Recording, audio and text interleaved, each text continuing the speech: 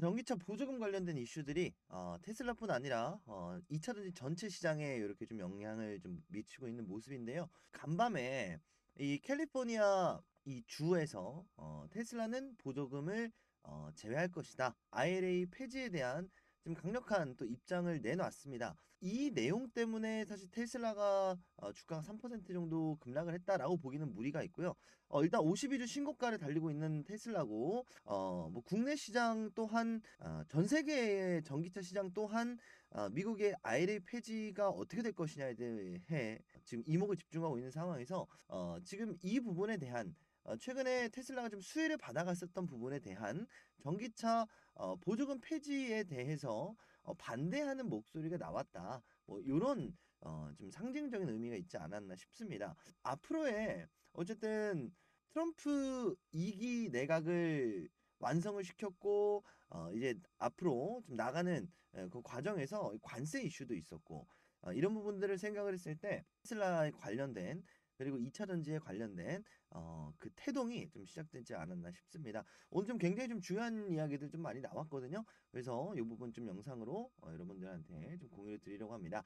영상 시작하기 전에 구독, 좋아요 부탁드리고요. 영상 시작하도록 하겠습니다. 자, 앞서서 여러분들한테 계속해서 테슬라 관련된 이야기를 말씀을 드리는 이유는 뭐냐면 뭐 직접 테슬라에 관심 있으신 분들도 있을 거고 나스닥에 관심이 있으신 분들도 있을 거고 아니면 2차 전지 쪽에 관심이 있으신 분들도 계실 거예요.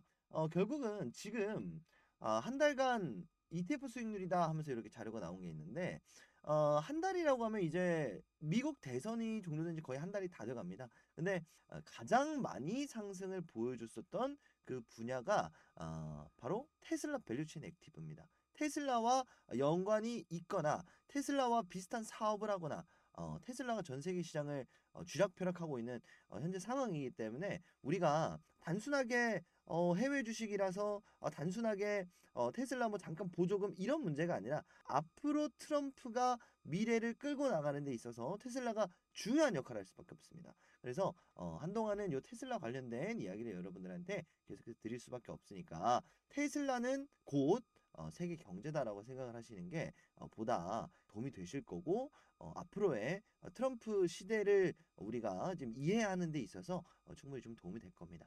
요거 좀 말씀을 드리고 싶었고요. 자, 그러면 본 얘기로 넘어와야죠. 테슬라가 간밤에 날벼락을 맞았습니다.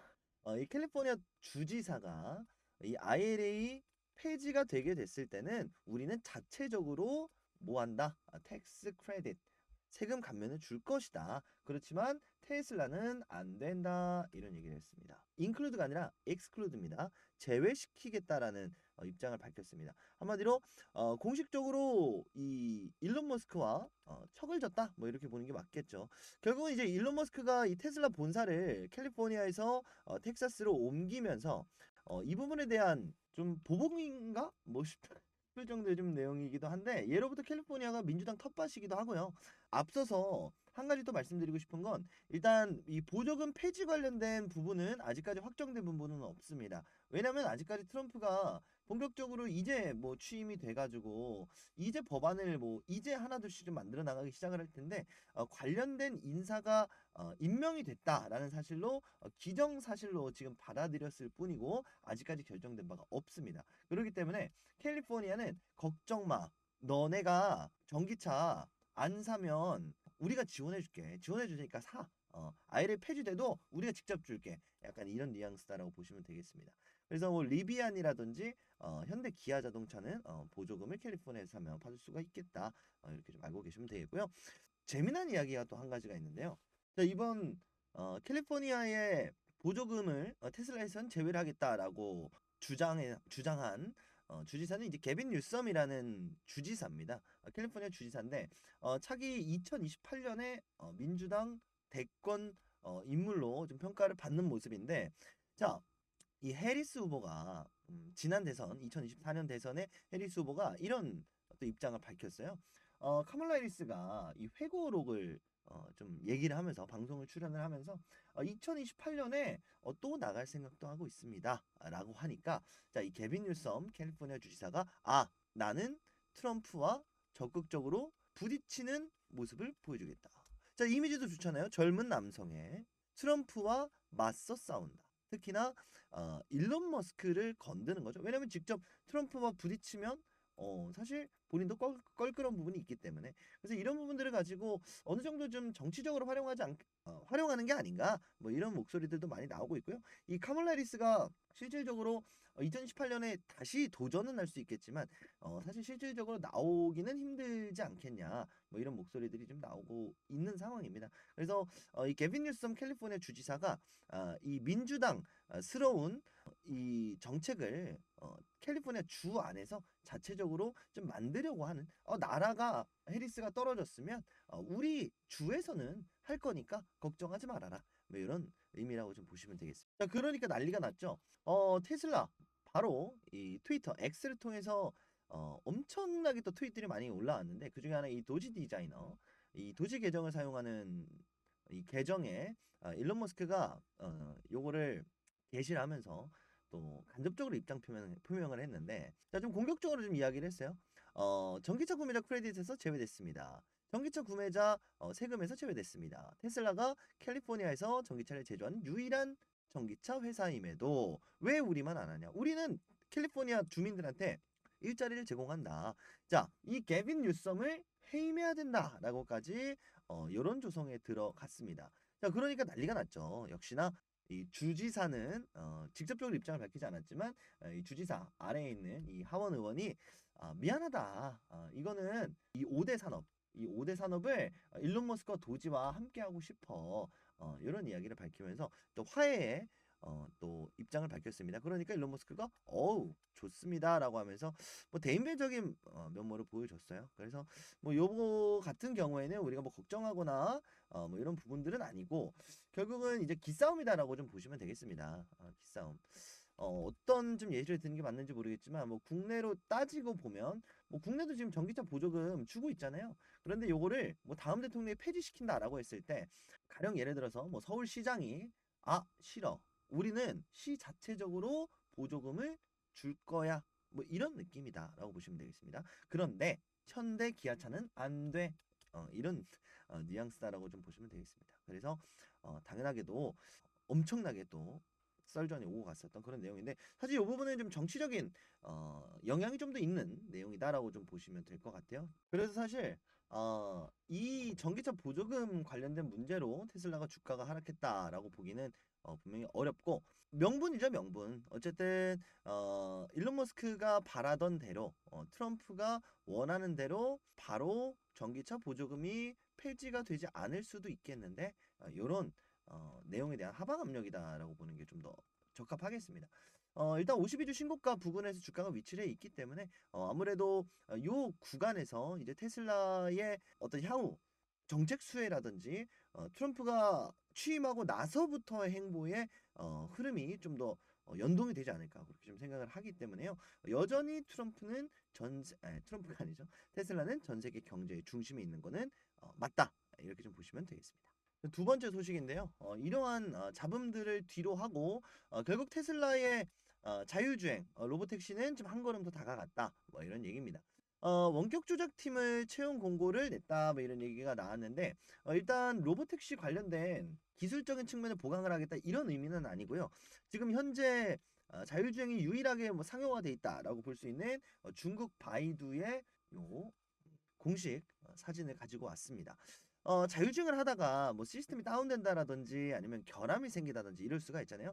회사 자체적으로 이런 식으로 원격 조정을 할 수 있는 인원들을 본사에다 배치를 해놨습니다.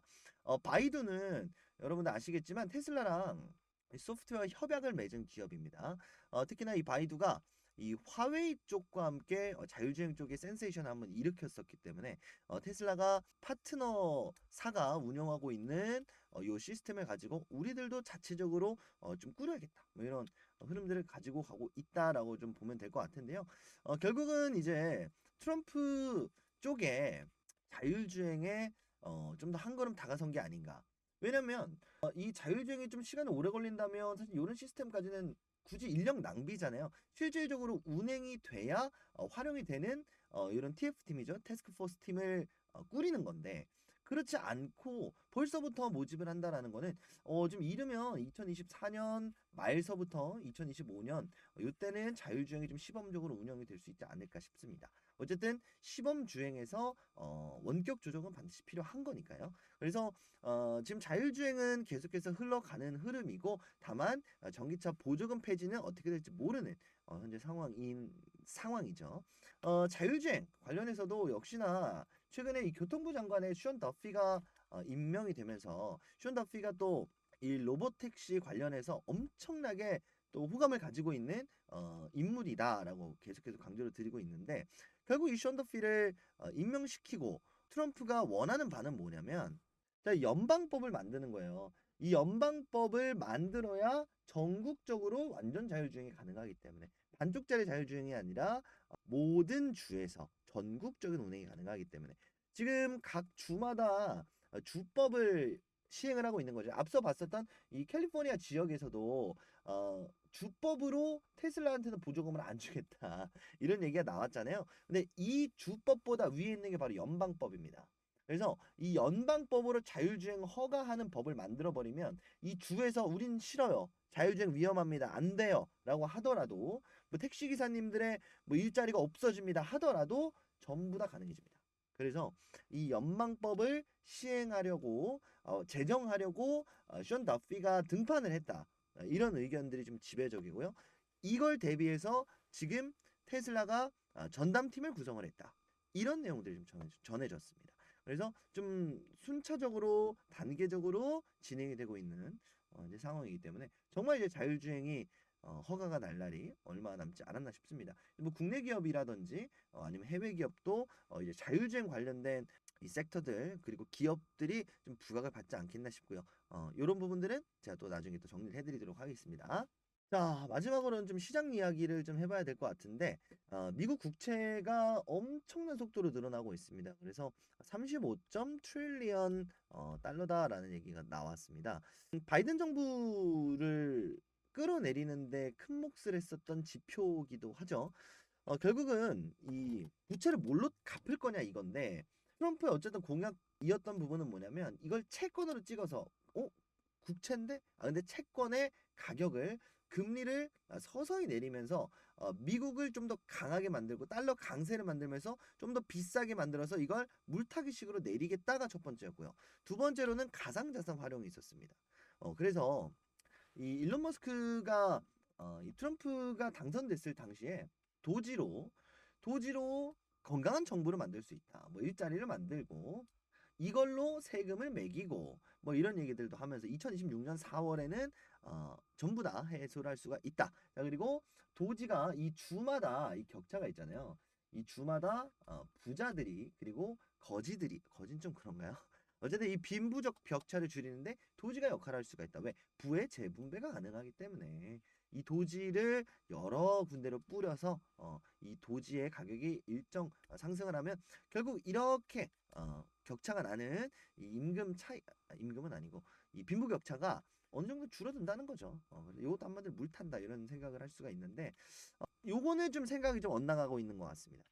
지금까지 이 테슬라 일론 머스크가 생각했었던 것과는 다르게 트럼프 내각에서 이번에 상무부 장관을 앉혔는데 굉장히 회의적인 인물이에요. 어떤 부분이 회의적이냐?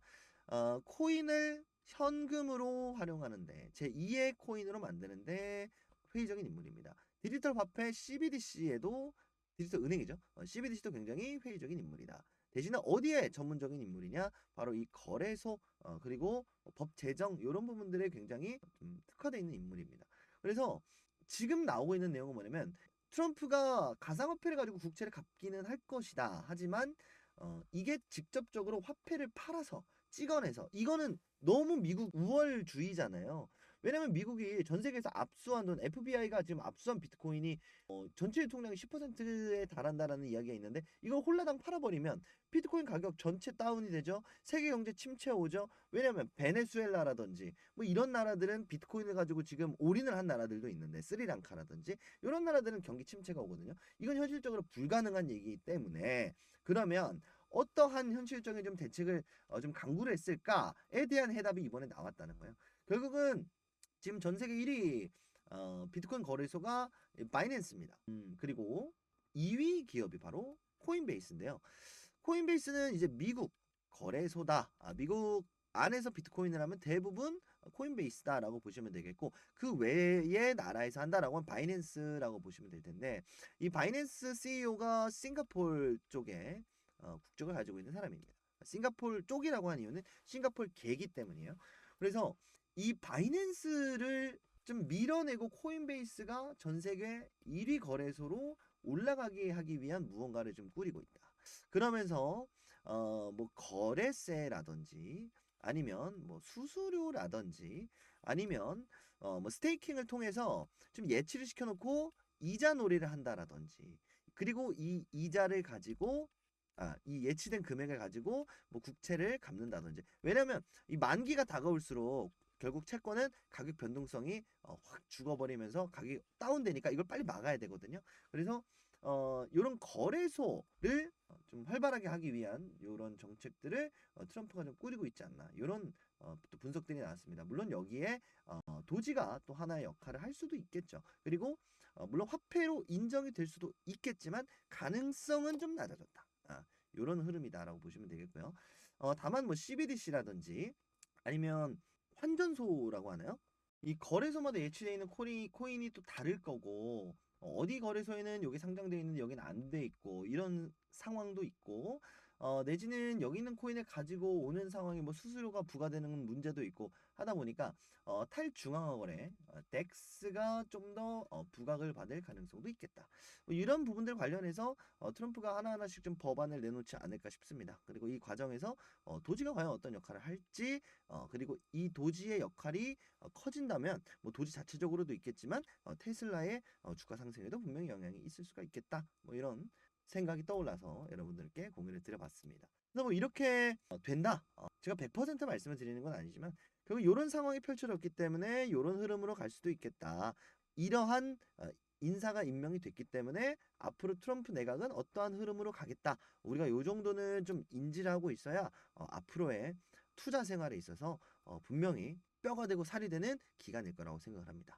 어떠한 정권이 들어섰을 때는 이 초기가 굉장히 중요하거든요. 여러분 이거 끝까지 좀 체크를 하셔서 특히나 테슬라 계속해서 좀 지켜보라고 말씀을 드리니까 여러분들 테슬라 관련된 소식들 저와 함께 여러분들 계속해서 주목해 나가셨으면 좋겠습니다. 자, 오늘 이렇게 오늘 시간 마치고요. 여러분들 오늘 영상이 좋으셨다면 구독, 좋아요 한 번씩 부탁드리도록 하겠습니다. 저는 다음 시간에 더 좋은 영상으로 인사드리도록 하겠습니다. 감사합니다.